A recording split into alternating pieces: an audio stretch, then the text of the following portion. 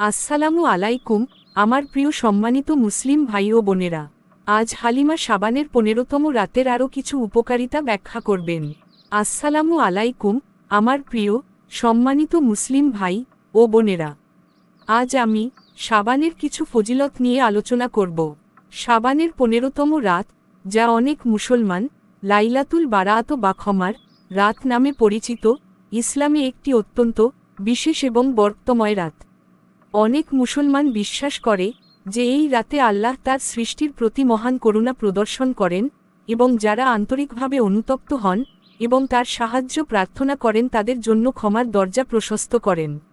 বিশ্বাস করা হয় যে এই রাতে আল্লাহ আগামী শাবান পর্যন্ত আগামী বছরের জন্য গুরুত্বপূর্ণ বিষয়গুলি নির্ধারণ করেন, যার মধ্যে রয়েছে কে জন্মগ্রহণ করবে, কে মারা যাবে এবং কিভাবে তার প্রজ্ঞার মাধ্যমে রিজিক এবং জীবনের ঘটনাগুলি উদ্ভূত হবে। অনেক হাদিসে বলা হয়েছে যে এই রাতে জীবন ও মৃত্যুর রেকর্ড লেখা হয়, যা মুসলমানদের মনে করিয়ে দেয় যে জীবন ক্ষণস্থায়ী এবং সম্পূর্ণরূপে আল্লাহর নিয়ন্ত্রণে।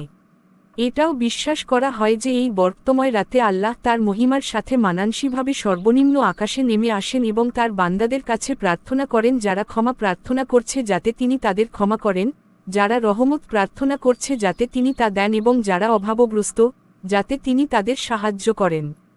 এই মহান রহমতের কারণে মুসলমানরা রাতটি প্রার্থনা, স্মরণ এবং ক্ষমা প্রার্থনায় কাটানোর চেষ্টা করে, একই সাথে তাদের হৃদয়কে ঘৃণা এবং ঈর্ষা থেকে পরিষ্কার রাখে। অনেক মুসলমান বিশ্বাস করে যে প্রতিটি মুসলমান পরিবার এবং প্রতিবেশীদের সাথে আনন্দ এবং সহজ উৎসব ভাগাভাগি করতে পারে, জীবন এবং আশীর্বাদের জন্য আল্লাহর কৃতজ্ঞতা প্রকাশ করতে পারে। এই রাতটি মুসলমানদের তাদের কর্মের উপর চিন্তা করতে, তাদের বিশ্বাস পুনর্নবীকরণ করতে, পারিবারিক বন্ধন শক্তিশালী করতে এবং আসন্ন মাসগুলির জন্য আধ্যাত্মিকভাবে প্রস্তুত হতে শেখায়, বিশেষ করে রমজানের আগে, এই বিশ্বাসে যে একমাত্র আল্লাহই জীবন, মৃত্যু এবং ভাগ্যকে নিখুঁত ন্যায়বিচার এবং করুণার সাথে নিয়ন্ত্রণ করেন।